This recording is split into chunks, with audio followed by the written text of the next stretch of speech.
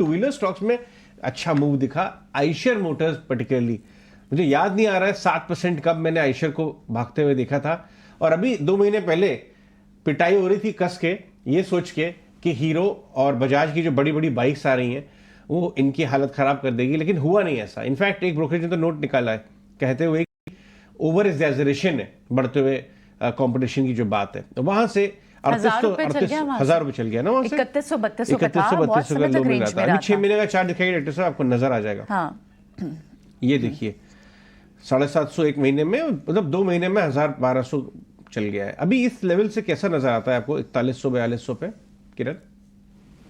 तो ओवरऑल आइशर की अगर हम बात करें तो डेली चार्ट के ऊपर जो एक टाइम करेक्शन था उसको कंप्लीट करने के बाद नीचे 3200 से लेके ऊपर में आप देखोगे तो 3800 तक उसने एक फ्लैग पैटर्न बनाया था। उस फ्लैग पैटर्न के हिसाब से जो टारगेट बन रहा है वो कहीं ना कहीं हम देख रहे हैं कि 4500 तक देखने को मिल रहा है। तो डेफिनेटली 4500 तक के टारगेट्स अभी भी ओपन है। लेकिन कल जिस तरह का मूव आया था तो अभी थोड़ा चेज नहीं करना चाहिए, थोड़ा कंसोलिडेशन का टाइम दीजिए। हमने देखा था कि नवंबर महीने में भी ये स्टॉक 3700 3800 के बीच में काफी कंसोलिडेट हुआ और वो 10-15 दिन का कंसोलिडेशन पैटर्न ब्रेकआउट हमें देखने को मिला है। तो सिमिलर वे यहाँ पे कंसोलिडेशन पैटर्न हो सकता है नीचे में 100 से लेके 4000, ये हमारा एक्यूमुलेशन जोन रहेगा। कोई भी डिप आता है 4000 तक तो हमें डेफिनेटली आइशर के अंदर बाई करना चाहिए। और यहाँ से आप टाइम होराइजन रखिए 2 से 3 महीने का, और 2 से 3 महीने में there are very good chances कि हम ऊपर में 4500 तक के लेवल्स देख सकते हैं। और जो स्टॉप लॉस मेंटेन करना है वो स्टॉप लॉस थोड़ा बड़ा बन रहा है, लेकिन 3850 का स्टॉप लॉस बन रहा है। तो बाय ऑन डिप्स की यहाँ पे सलाह रहेगी, और यहाँ से कम 2 से 3 महीने अगर हम देने के लिए तैयार है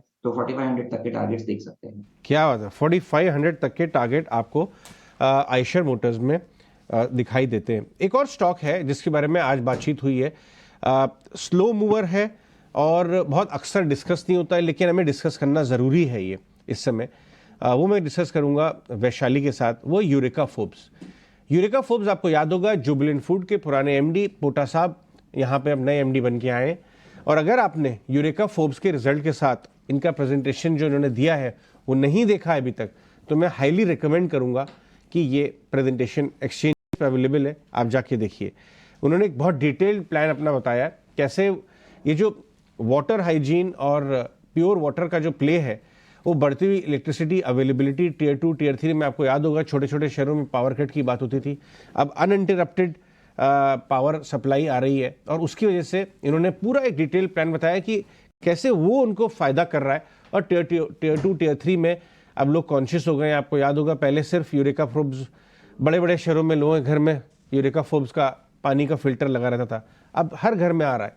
तो ये एक नोट भी आया है आज नोमुरा का कि इनको फ़ायदा हो सकता है। बट स्टॉक 500 से 530 अभी शुरू हुआ है, मतलब अपमूव शायद इसमें बनना शुरू हुआ है, अभी बहुत फुल ब्लो आउट चाल नहीं चली है। वैशाली, अगर मैं पोजिशनल व्यू लेना चाहता हूँ देन क्या टारगेट्स लगाए नजर आ रहे हैं आपको? देखिए बहुत फ्लैट है स्टॉक, चला नहीं है अभी, बट शायद 15-20 रुपए का मूव कुछ बनता हुआ नजर आ रहा है इसमें।